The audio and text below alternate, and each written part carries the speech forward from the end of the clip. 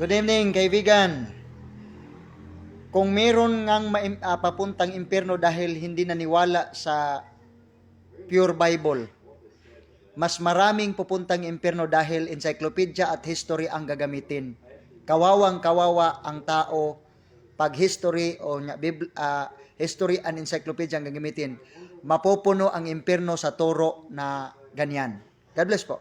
Hindi po kwestiyon sa pananampalatayang Katolika itong paniniwala na ang banal na kasulatan ay sinulatang salita ng Panginoong Diyos.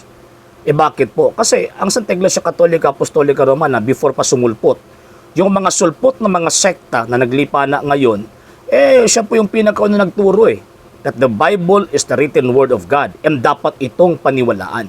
For not less than 1,500 years before sumulpot ang mga sektang sulpot, pananampalataya na yung simbahan Katolika diba sabi na San Jeronimo, pag hindi ka nagbabasa ng banal na kasulatan ay hindi mo kilala ang Panginoong Jesucristo.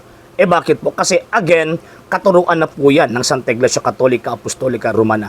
In terms of full faith, ay hindi po question. Hindi po magiging question yan sa mga Katoliko kasi yan po yung pananampalatayang Katolika. Ang question dyan, mga kababayan, mga kapatid, paano natin inunawa or inintindi or ininterpret yung nakasulat sa banal na kasulatan. Gaya po nito, tingnan nyo, di ba? Itong kaibigan po nating sulpot na galing sa Bible Baptist, sabi niya, parang magkakontrahan yung banal na kasulatan at saka itong tinatawag na kasaysayan. Kala ko ba, nagbabasa ito ng banal na kasulatan? Di ba, ayon sa banal na kasulatan, 78:2 ng Salmo, ang Panginoong Diyos, siya po yung nagtuturo po siya sa pamamagitan ng kasaysayan. And remember, yung kasaysayan, yan po yung mga records of the past events. So ngayon, pag sinasabi po nating banal na kasulatan, hindi po magkakontrahan po yan sa kasaysayan. Bakit? Kasi yung kasaysayan mismo ang nagbibigay pruweba na yung nakasulat sa banal na kasulatan, totoo yan. Pero ang problema lang, hindi po detalyado yung history concerning sa biblical presentations, yung nasa banal na kasulatan. Dyan mo lang mababasa or doon mo lang mababasa sa kasaysayan yung detalye concerning sa mga pangyayari noon. And at the same time, mga importante lang po mga bagay po kasi yung naka-highlights po kasi sa banal na kasulatan. So ngayon, paano mo in-interpret? Bakit? Kasi ang banal na kasulatan po kasi nagsabi, 1 Peter chapter 1 verse 20 and 2 Peter chapter 3 verse 16, sa pagbabasa ng banal na kasulatan, bawal po yung personal opinion and interpretation. Bakit? Kasi mapupunta ka sa dagat-dagat ng apoy kung mag-i-interpret ka ng personal or tinatawag na opinion mo lang, yung pagkakaintindi mo sa nakasulat sa banal na kasulatan.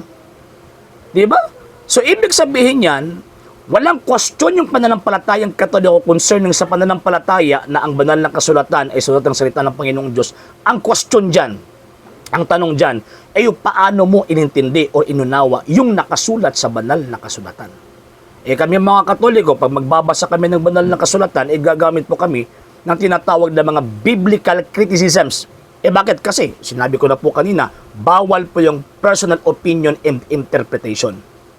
So, sa pamamagitan ng biblical criticisms, yan po yung mga tools kung paano natin iintindihin or uunawain yung nakasulat sa banal na kasulatan. So, isa po sa mga biblical criticisms, yung historical criticisms. Ang tanong, saan po tayo magbabasa ng mga aklat concerning history? Di ba? Saan po tayo magbabasa ng mga aklat concerning sa kasaysayan sa mga nangyari noon na hindi nakasulat sa banal na kasulatan? Siyempre, magbabasa po tayo sa mga historical books. And at the same time, itong mga verified records na isinulat sa mga encyclopedias.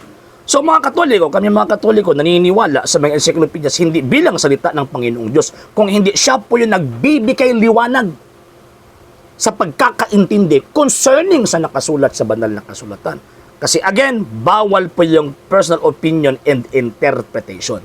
So sa pamamagitan ng mga historical records, maiintindihan kung ano po yung ibig sabihin o ano po yung pinapaabot ng writers sa nakasulat sa banal na kasulatan.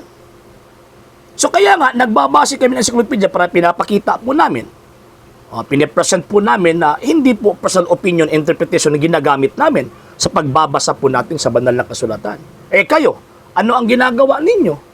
Hindi kayo nagbabasa ng encyclopedias, hindi kayo nagbabasa ng kasaysayan. So anong ginagawa ninyo?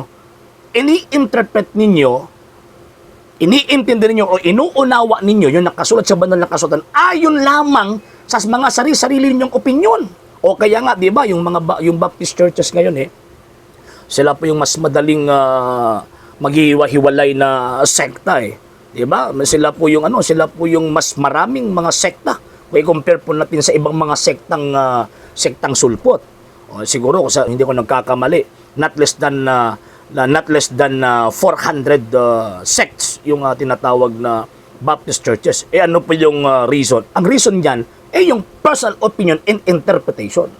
Di ba sabi nyo, dapat sumasalig tayo or dapat doon tayo nakasalig sa banal na kasulatan. Ang banal na kasulatan mismo nagsasabi na bawal yung personal interpretation and opinion. Bawal. Number 2 point, bakit po tayo magbabasa ng kasaysayan? Kasi ang Panginoong Jesucristo mismo nagtuturo na sabi niya, I will be with you always till the end of time.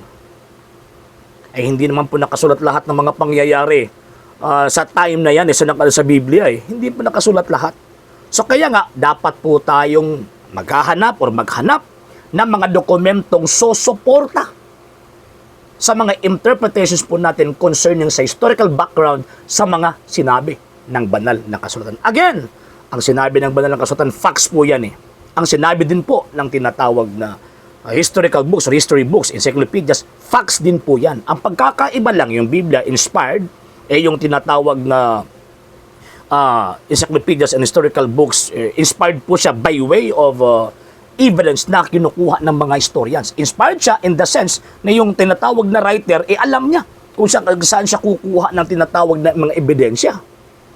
And ang Biblia, inspired written word of God kasi ang Diyos mismo yung nagbibigay daan kung paano ito isulat ng mga propeta, ng mga apostol at ng mga disipulo. Pero ang pinaka-main point, ang pinaka-main objective yung truth yung pagsasabi ng katotohanan. Alam naman natin kung saan galing yung katotohanan. Ang katotohanan ay galing sa Panginoong Diyos.